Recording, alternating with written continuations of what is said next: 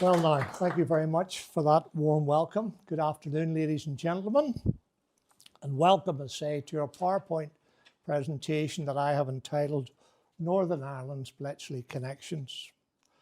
Now, in approximately 7 weeks from today, we as a nation will commemorate the 80th anniversary of VE Day. And despite all that has been written, said, recorded about the Second World War, there are still aspects of the Second World War that we know little or nothing about. In 2004, I began to research and recover the history and purpose of this former government building on the Castlereagh Hills overlooking East Belfast. Known simply as the wireless station, this had been a place of absolute secrecy, where questions were never asked because answers would not be forthcoming. Officially, this had been Composite Signals Organisation Station Gilnahirk, one of a number of GCHQ listening stations, both at home and overseas. Now, in the course of my research, I made a discovery that this station had replaced a wartime station. And it is that station that will be the foundation of my research. I wanted to answer two questions. One, why was this station constructed and what purpose did it serve? Now, as with everything, there has to be a beginning. And this begins with the coming of wireless telegraphy. This was a revolution in communication. No wires, no cables, no infrastructure, no restrictions. You could cross borders without interference. You could cross seas and oceans, mountain ranges. And as such, this was a revolution in communication. Now, as with all new technologies, the government likes to be in control, and it was decided that the Postmaster General should be responsible for this new form of communication, as he was already responsible for the three items on the screen. So the Postmaster General created an organisation known simply as the Illicit Wireless Intercept Organisation. And this organisation would be responsible to licence and police the airwaves of the United Kingdom. And here in Northern Ireland, prior to the outbreak of the war, this work was done from the former Ballygomartin radio station, a picture of which is on the screen. Now, there is a negative side to wireless telegraphy, and that was discovered in the 1930s. The gentleman on the screen is Arthur Graham Owens, a Welsh nationalist, a businessman. He's selling marine batteries across Germany. He's approached by MI6. He's invited to keep his eyes and ears open as he travels across Germany. He's getting paid for this. Now, he's a bit of a greedy bugger. And when he's approached by the German intelligence service to spy on us for Germany, he naturally accepted. Thankfully, through the good work of MI5 and MI6, his skullduggery was very quickly uncovered. He was arrested, brought before the courts, and placed into the jurisdiction of British military intelligence. Now, during his interrogation, it was discovered that he was going to use wireless telegraphy as one means of keeping in touch with his political masters back in Berlin. Unfortunately, he was pretending to be a radio amateur, but he wasn't licensed, he wasn't registered, and his transmissions basically were illicit, breaking the law. Now, by 1938, with the threat of war now looming bright on the horizon, the War Office decided to strengthen the Illicit Wireless Intercept Organisation, and steps were taken to put in place, shall we say, a protocol. And that was that in a time of national emergency, the War Office should be responsible for the direction and finance of an organisation for the detection of illicit wireless transmissions. And this would be done by a military organisation known simply as the Radio Security Service, part of MI8C. And these are the officers who are going to run this organisation at grassroots level, drawn from within the ranks of Royal Signals and military intelligence. On the 1st of September 1939, Hitler invades Poland. We're now 3 days away from war with Germany. And as a result, the second aspect of the protocol is kicked into place. The War Office instructs the Postmaster General as follows: the Post Office to act as agents for the War Office and to provide material and personnel for the detection of illicit wireless transmissions. So the Postmaster General was told to build 3 new wireless listening stations that would work exclusively to the needs and requirements of the Radio Security Service. The first station constructed at Thurso in the north of Scotland, a second station at St Erth in the south of England, and a third station in Northern Ireland. At the same time, the Radio Security Service established a whole series of regional offices across the United Kingdom. And naturally enough, we had an office in Belfast. Now, within each of the Radio Security Service regions was a regional officer, and our regional officer was Captain Joe Bannon.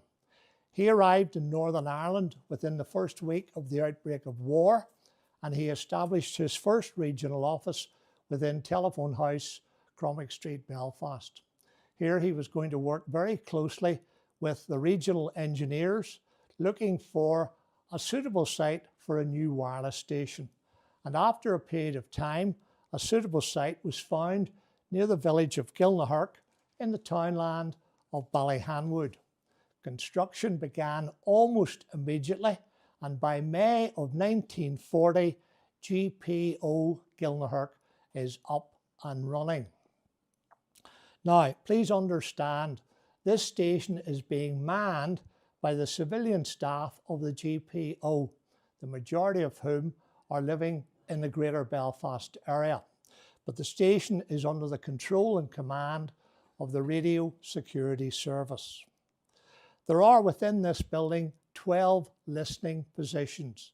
They're using state-of-the-art American HRO receivers, and their primary function is searching the airwaves for any spies or agents that may be working within the British Isles. And if such signals are detected, the aim is to locate and close them down as quickly as is humanly possible. Now, also at the end of May, beginning of June, we were facing defeat. The BAF had its back against the English Channel and things looked really bad. But by the grace of God, we were able to recover over 300,000 British and French servicemen and bring them back to the United Kingdom. The problem was that the threat of invasion now loomed large on the horizon.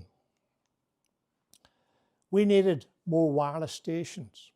We needed more operators, and we needed them now. But it was going to take time to build additional wireless stations. It was going to take time to train additional operators. Thankfully, this gentleman, Lord Sandhurst, had a wonderful solution. And that solution was simple. He was going to approach Mr. Arthur Watts, who was the then president of the Radio Society of Great Britain. And the question was asked, would it be possible to use radio amateurs? And the answer came back loud and clear, yes, more than willing to serve king and country. So let's understand why the Radio Society of Great Britain was ideally placed for the task in hand. First of all, a nationwide membership across the whole of the United Kingdom. That membership was licensed, registered, and known to the controlling authority, the GPO. They were also fit for purpose in that they had their own radio receivers And last but not least, they had a working knowledge of Morse code, which is the language of wireless telegraphy. So here, ladies and gentlemen, is an organization that is effectively ready to go at the flick of a switch with little or no expenditure to His Majesty's government. Now, within each of the RSGB regions was a regional officer, and we believe that John Nelson Smith was our regional officer at this time. He was going to work very closely with Captain Bannon. He would be told the names of those radio amateurs who he felt were fit for purpose.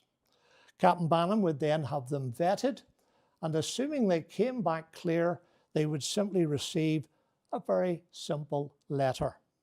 And one such gentleman to get a letter was Mr. Arthur Irwin from the townland of Ravara outside Ballygowan. Now, allow me to explain the Merchant Navy uniform. First and foremost, Arthur at this time is a Merchant Marine Navy officer instructor at the Caledonian Wireless College in North Street, Belfast. But he's also a keen radio amateur. And this is the letter which he received from Captain Bannon in July 1940.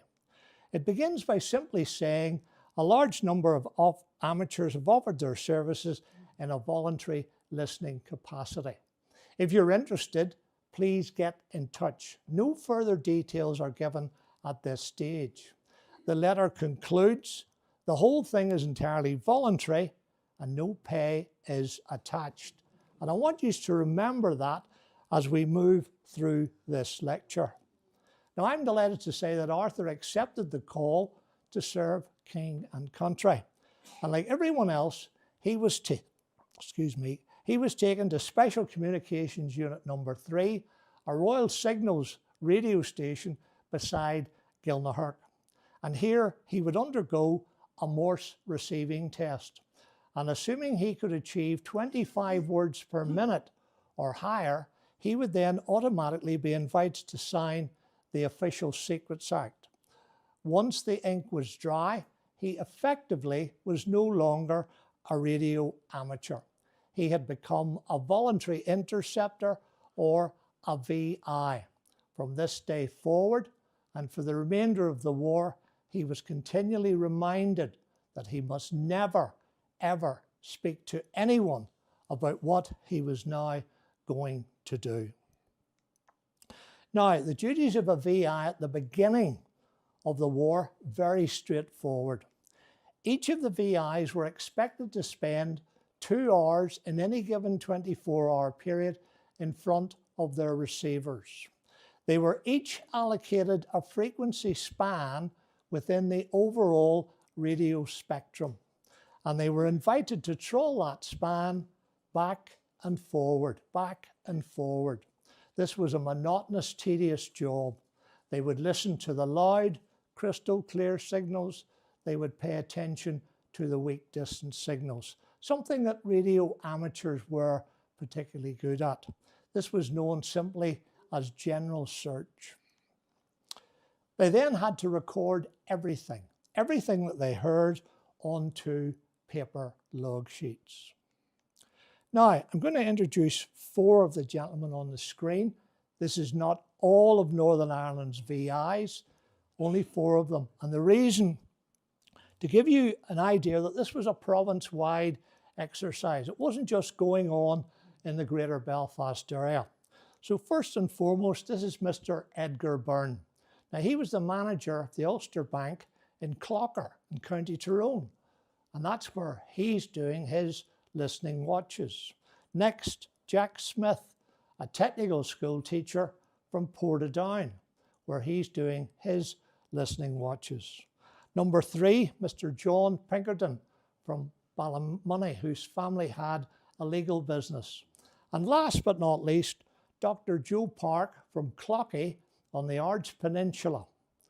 4 gentlemen from 4 entirely different backgrounds. They all have a common interest in amateur radio, and they're now all working for British military intelligence. Now, one of the most remarkable things about this whole process, it was going on in plain sight. These amateurs in their own homes, their mothers, their fathers, their brothers, their sisters, their children, friends, family, knew nothing about this. And for those that were married, their wives and children knew nothing also. Now, by November of 1940, Captain Bannon has moved out of Telephone House and has established a second office in the old BBC headquarters in Lillenhall Street. But he remains here for only a very short period of time. He eventually puts down permanent roots at this house in the Malone area of South Belfast. And that's where he will remain until the end of World War II. So what started out as a simple exercise looking for spies and agents would eventually, through time, unveil the German adver network in occupied Europe and around the world. And this then became the primary target of the Radio Security Service. So I want now to give you an example of exactly what they were doing. And once again, I'm going to introduce Thomas Palmer Allen, who was a lecturer within the Electrical Engineering Department within the Belfast College of Technology. But he was also a radio amateur. And he did the majority of his listening watches from the upper bedrooms in this house at Annandale Avenue in Belfast. Now we're going to take a look at a log sheet. First of all, you can see his name, his address, and his VI number. We then come to the date, the 26th of January, 1942. We're now approximately 3 years into the war. The initial fog and confusion of war is beginning to clear. We've identified specific targets of interest. We know the time of a transmission. We know the frequency of a transmission. And this information will be shared with a select group of VIs spread equally across the whole of the United Kingdom. This is what's known as a special watch. Now, if we come down to 1930, we read, I went on watch for 2 bar 355, but I was lured into copying an LPR. Now, the 2 bar 355 is the code for the special watch, and the LPR is the code for another transmission. And if we move down one line, we read, the LPR, he did not give his call sign until later. From day one, the VIs were told to be on the listen for anything that did not conform or follow normal radio procedure. That was to be treated as suspicious, and it had to be recorded at all costs. So let's go to sheet number 2. Now please remember, this is still the same log. And at the top we have general search, heard when searching for 2 bar 355. So I want to set the scene, if I may, and give you some idea of what's going on here. So TP has come up to his receiver. He's switched on. He's got his headphones on. He's got one hand on his tuning dial. He's moving slightly left and right of the expected frequency. In his right hand, he has a pencil and a whole series of blank log sheets.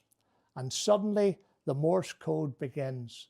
And he notices no preamble. And that immediately alerts him that this is something suspicious. And here we have the first line of the incoming Morse transmission. Now, sadly, the PRO sound system is not great.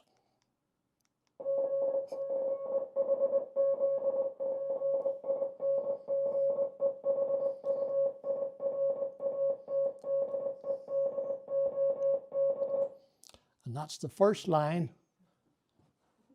You able to read that? Well, I certainly got to be at the end, yes. Good. And that's the first line of an incoming German transmission, sent, believe it or not, in groups of 5 letters.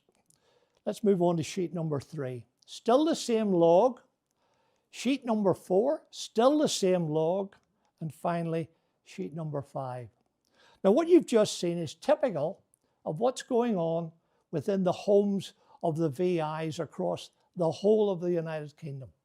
Some of these messages may have been longer, some of them may have been shorter. But this is what I like to call the bread and the butter of the whole listening process. So on this occasion, 5 log sheets. They're now going to be folded. They're going to be placed inside a plain brown envelope. That envelope will be sealed, folded, and placed inside a second brown envelope. That envelope will also be sealed, and on the front, postage will be applied to this pre-addressed envelope. And now that secret German message will be dropped into a standard street letterbox closest to the VI's home. And here in Northern Ireland, all these little brown envelopes from across the province will be brought to the central post office in Royal Avenue, where they will be extracted from the system. They will be handed to a dispatch rider, and they will be taken immediately to Gilnahirk wireless station, where the envelopes will be opened and the contents of the log sheet will be telexed to the mainland to 2 locations on any one of these 3 machines. Now, the first port of call was the mysterious PO Box 25. Now, if you read the caption above the officer's picture, you will have noticed that the Radio Security Service began life in C Wing of Wormwood Scrubs Prison, home of MI5. But come the Blitz on London, this became both a very insecure and unsafe location. So the whole organisation moved to the outskirts of London, to the village of Barnet, where they established this second headquarters. And within these wooden huts, a process of discrimination would take place round the clock. Each day, hundreds and hundreds of log sheets are coming in from all over the United Kingdom. On arrival, they're going to be sorted by date, by time, and by frequency.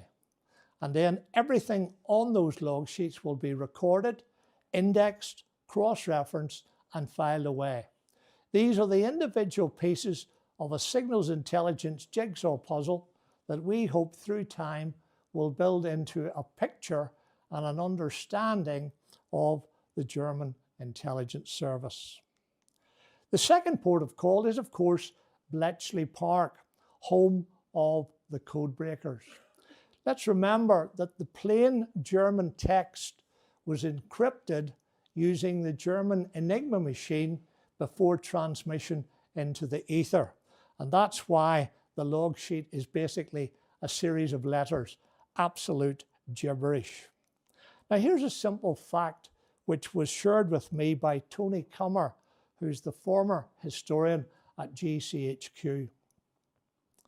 Without this raw signals intelligence, Bletchley Park would have been like a car with no fuel. It was going nowhere. So signals intelligence was a vital part of code breaking. Now, I'm going to introduce a gentleman, but first, before I do, and I say this with respect, I'm not wish to undervalue any of the people on the screen. Alan Turing on the left, I'm sure most of you will have heard of Alan Turing. The next gentleman is Gordon Welshman, Britain's top mathematician. He was responsible for the famous Hot 6 at Bletchley. Mavis Beattie, another code breaker. Bill Tutt, I consider him slightly better than Alan Turing because Alan Turing broke the Enigma with 5 rotors.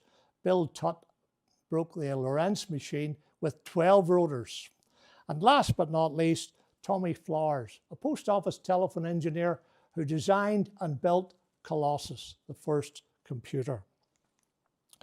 I'm going to introduce a gentleman that I think most of you will never have heard of. His name is John Harryville. He was born on the 29th of August, 1918, at 108 Malone Avenue in Belfast. He was educated at Methodist College Belfast, and in 1936 he won a scholarship to Sydney Sussex College. And there he was tutored by Gordon Welshman, Britain's top mathematician. Now, prior to the outbreak of war, Gordon Welshman had been told by Commander Alistair Denison, head of the Government Code and Cipher School, that if war broke out with Germany, he was going to be one of a team trying to break the Enigma machine. And so it was that Gordon created the famous Hut 6 at Bletchley Park. He then needed to surround himself with people who were of the caliber to break Enigma.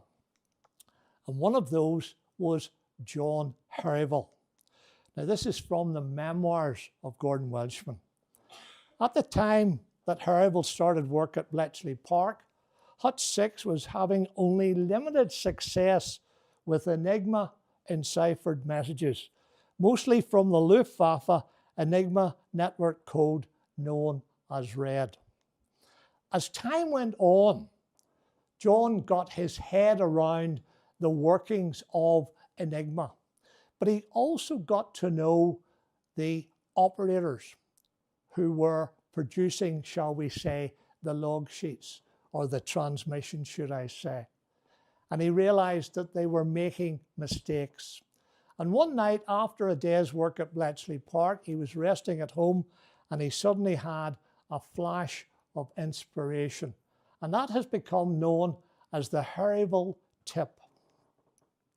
Gordon Welshman writes, "The Harryville tip was a vital part of breaking Enigma at Bletchley Park. If Harryville had not been recruited in January 1940, who would have thought of the Harryville tip, without which we would have been defeated in May 1940. I'm going to add one other thing. Alan Turing's bomb, the imitation game, that never came online until August 1940. So this was primarily the way into the Enigma machine. Let's remind ourselves of the situation that we found ourselves. Rescued from the jaws of defeat, the BEF lives to fight another day. Let there be no misconception. We would have been defeated in May 1940.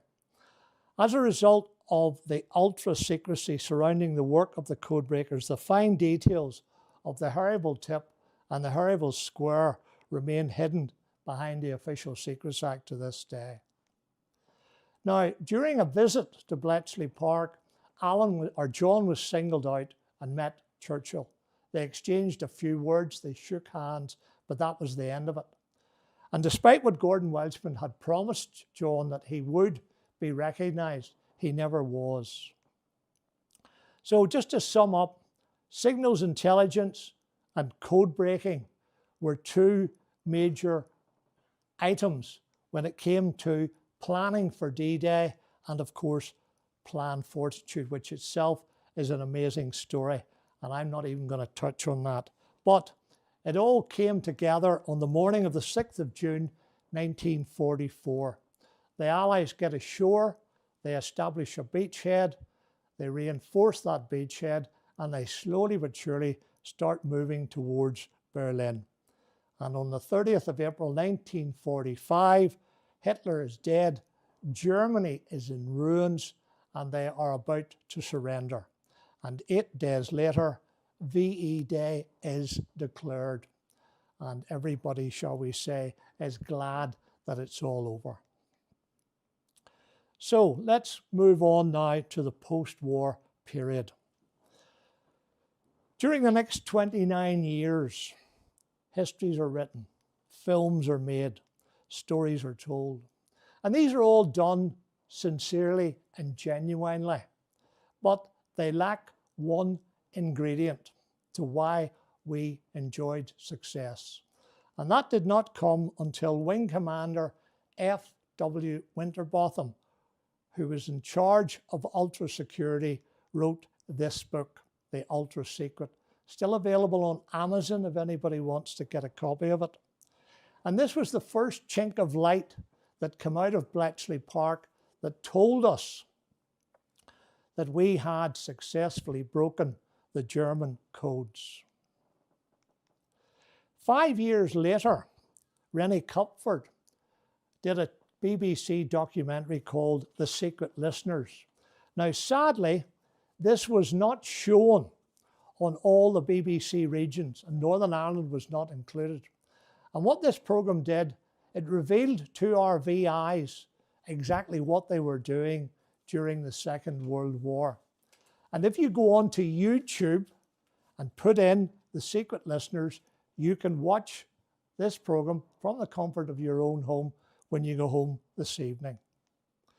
Now, in 2009, 64 years after the end of World War II, the government decides to finally recognise the people who worked at Bletchley Park, the people who had remained silent. There was, of course, one criteria. You had to be alive and well on the 1st of July 2009.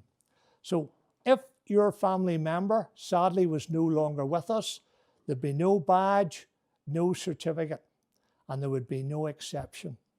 Now, at this point in time, I was working with Mrs. Carol Walker at the Somme Heritage Centre, and I said to Carol, you know, we should try and get a badge and a certificate, because unfortunately, all of our VIs were dead and gone by 2009, because the majority of these gentlemen were all of a more mature age when they were doing their VI work.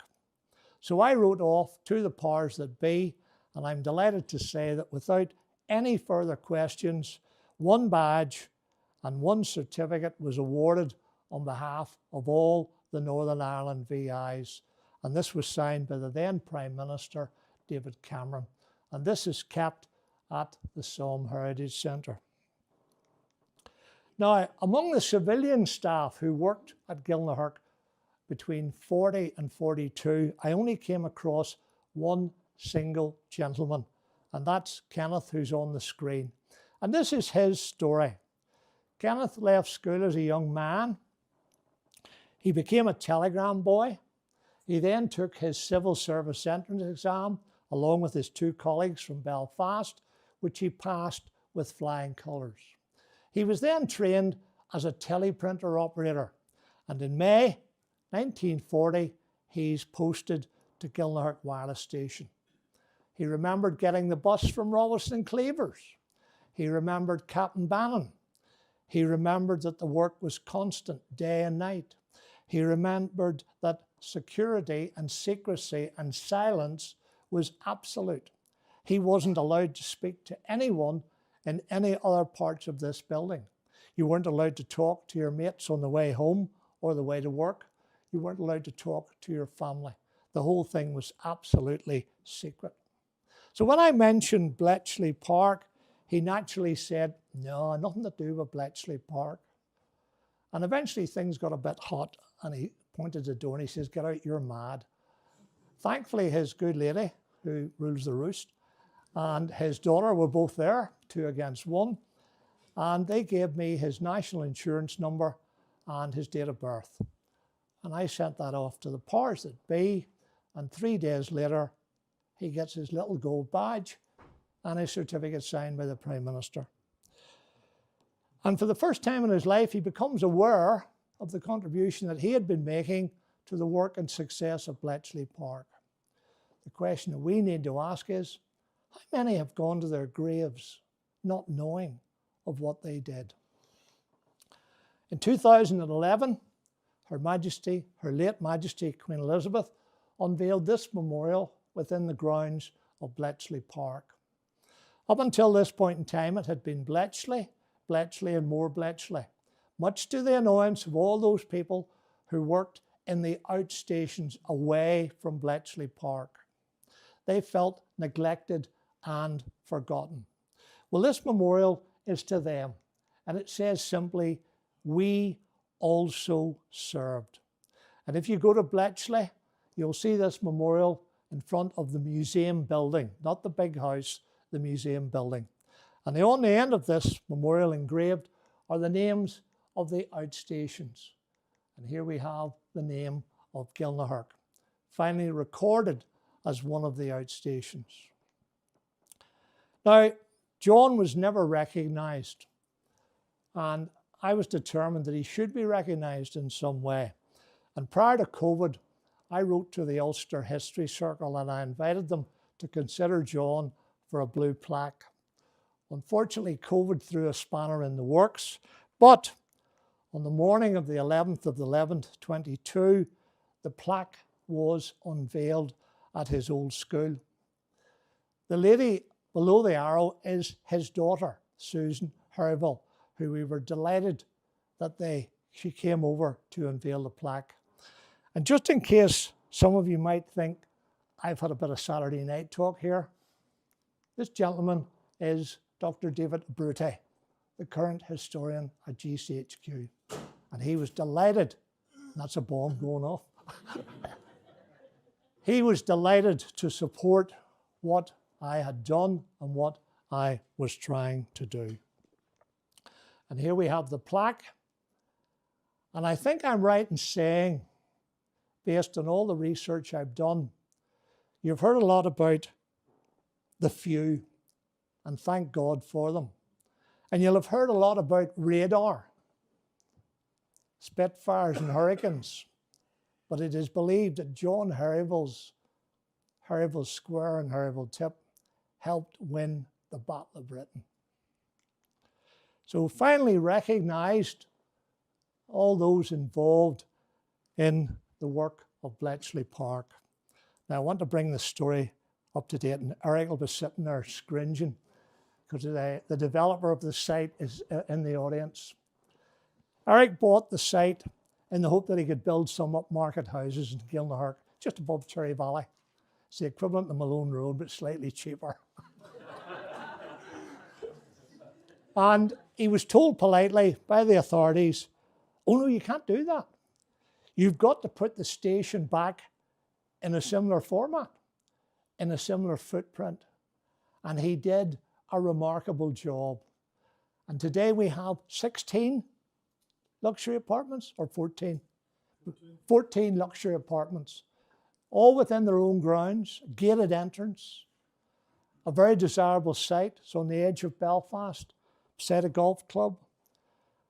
And that left me only one objective, and that was to get the site named, and with the help of Eric, Gilly, which was the nickname of Gilnahirk during the war, now called Gilly Court Manor, and we've got 2 stainless steel plaques either side of the gate telling the story.